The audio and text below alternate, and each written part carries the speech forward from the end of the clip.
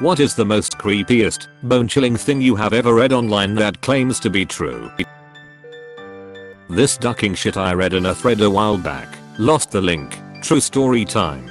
I was about 4 or 5 years old and my parents had just separated. My mom was living in a 2-bedroom apartment. I had my own room, but I liked sleeping in her bed whenever I was staying with her. Our 2 bedrooms were at the end of a hallway, directly across from each other. Our apartment was on the first floor, and I remember that it was in the middle of the summer and my mom had a window open her room that was directly behind the bed, above the headboard.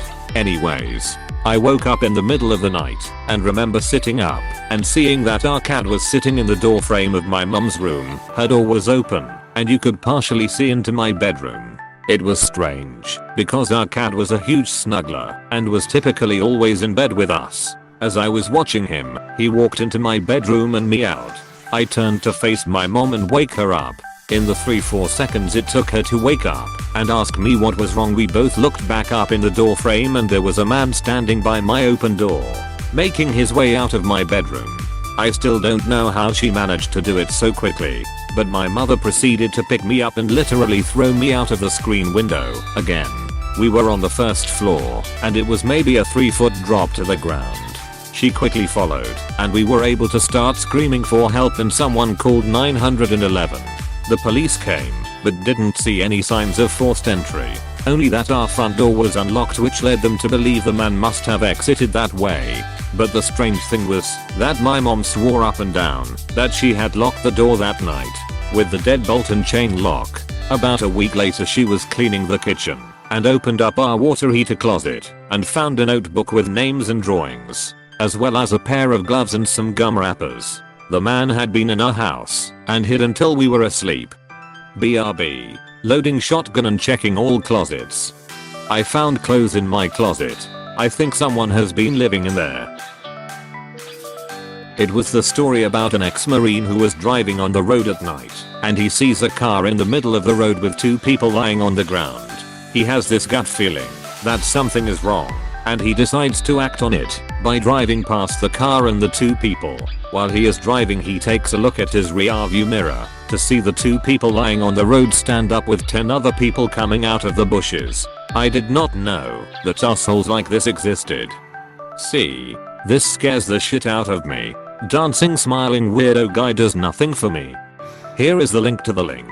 reddit.com/r/novelep/comment/qz_get_out_of_the_car/ Day equals lol creepypastas night equals I hate myself. Hahaha. Read this thread top to bottom yesterday, thinking to myself, what a bunch of pussies, I can go all day every day. La la la la, Lily was so wrong. Even getting a glass of water at night, you feel weird, like some shit is there in the darkness. Then I start thinking, is the being watched feeling people were talking about? Gulp maybe. I'm being watched. I'm a noob. I don't remember what the link was, but it was a forum of people with infectious diseases coordinating to send vials of blood to people with other infectious diseases. They would take low doses of antibiotics to weaken the effect of the antibiotics and strengthen the strains of diseases. I remember thinking that this was the kind of stuff that the CDC would get involved in immediately. It was basically bioterrorism. That is bioterrorism, and it sounds like something the FBI would get involved in immediately. Drive. Ramsey. Very scary and link. reddit.com/r/let's not meet/comments/19arcsoc/dr_Ramsey/. I was pretty shocked to open this thread and see your comment. I'm glad that I made the post because it helped me to see what the situation was like to the adults involved, especially my parents, but also to the police, neighbors and teachers who knew. At that age, it was all very surreal. I know it was frightening for all of us, but it had to be absolutely horrifying for my folks. Wow, I can't believe you and your family had to be put through that. Relieving to know that he's gone. But how is life now? Does this series of events still affect your daily life? The transcript of the tapes David Parker replayed to his victims. Link. Blogspot. Co. NZ/2012/10/David Parker Ray's audio tape transcript. HTML. Holy shit. As I was reading it, I was imagining being there listening to those tapes as their captive, and nearly made myself sick. I don't know what I expected. For me, it's the guy who was camping out in the deep forests of Canada, or something, and thought he was being watched by something. He didn't think much more of it, before he got home, and found a picture of himself sleeping in the camera. Short story time. My friends and I were having a sleepover in junior high when we first read that creepypasta. We were all sufficiently freaked out by it to say the least, especially because the area in my friend's house that we were staying in had huge, almost ceiling floor windows and a large glass sliding door with no blinds. They had recently moved in and hadn't gotten them yet. The house also backed up to the woods, so being a bunch of sissy 12-year-olds we were freaked out. We talked about it a bit and decided it just couldn't have been real. After a lot of reasoning and discussion we figured it was just a stupid story, turned off the computer and went on our way playing video games and watching TV and whatnot. So we fall asleep, but I wake up in the middle of the night to go get something to drink. I notice my friend's computer, which was facing the area where we were sleeping, had been turned on. Funny, I was sure we turned it off. I logged on and the background of the computer was a ducking picture of us sleeping. I lost my shit. I screamed and woke up my friends to show them, and we all just lost it. We then realized our phones weren't where we left them, as one of them went to call their parents to pick them up because they were so freaked out. We looked around and saw them on the table by the TV, and we went to look at them. The backgrounds on all of our phones were pictures of each of us sleeping. We screamed so loud in horror, only to hear someone laughing. My friend's older brother came downstairs and was laughing hysterically. Turns out the bastard had heard us talking and decided to scare us. Took our phones and messed with them. We then confronted him about the computer background. He seemed confused. He hadn't touched the computer. He didn't even know my friend's password to log on. Plus, the webcam on it was brand new and he didn't know how to use it. Now the brother is freaked out. We all start panicking again when we hear another laugh. My friend's dad now comes down the stairs, almost in tears from laughter. Turns out my friend's father snuck down after the brother, having seen what he did, and changed the computer background. TL. Dr. Dads and brothers are assholes for the sake of pranks. Minor edit grammar mistakes.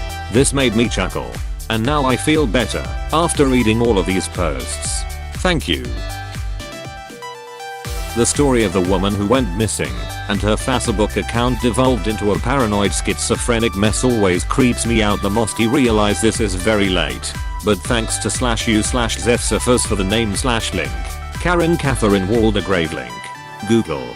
CA/ASHQ equals KARIN plus CATHERINE plus WALDEGRAVE. This is one of the few I'm not familiar with. Any hints for a link, or is it just Lark Voorhees? The Shadow Web. First mentioned link.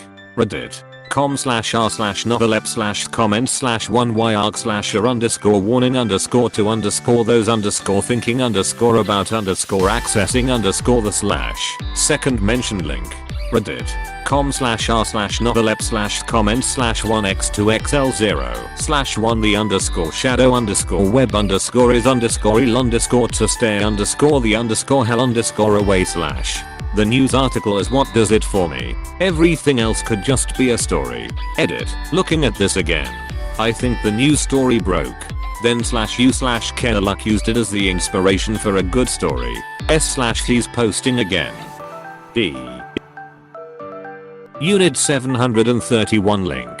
Wikipedia. org/wiki/unit_731. Bonus. It is true. Is it wrong that a lot of the tests seemed genuinely interesting to me?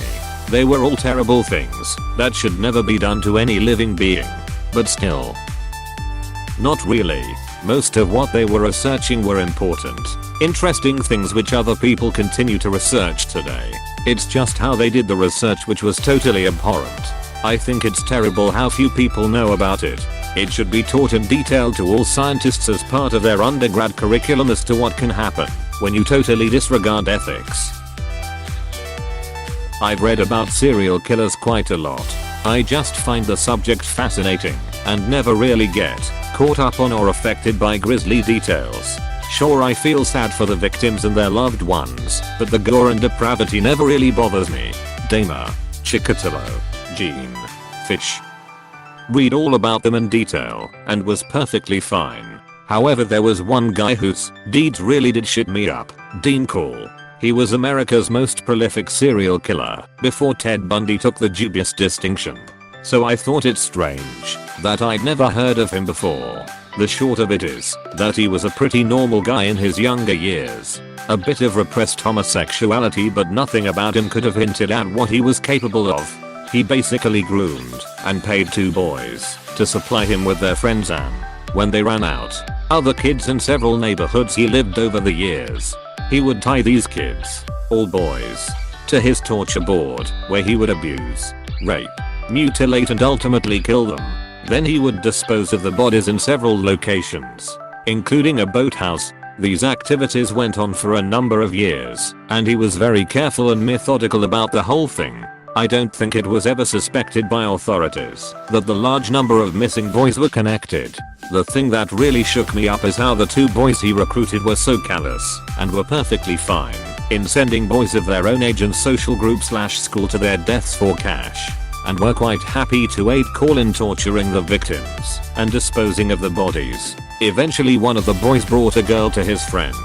Call, angry and annoyed and scared the girl might report him, set about killing the girl.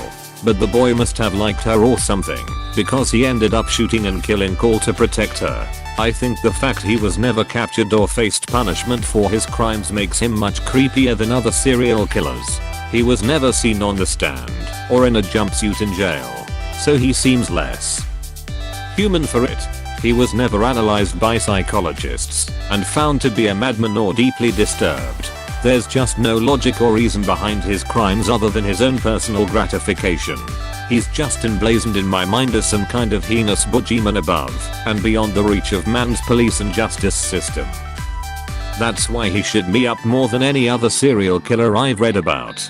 Can't remember the article or where on the web it was, but it was a lot more detailed than the Wikipedia article and included Polaroid pictures of victims, some still unidentified, strapped to his torture board awaiting their horrific, untimely ends. Not for the faint of heart. Relevant story. In high school, I was super fascinated by serial killers. Read every book on them I could get my hands on.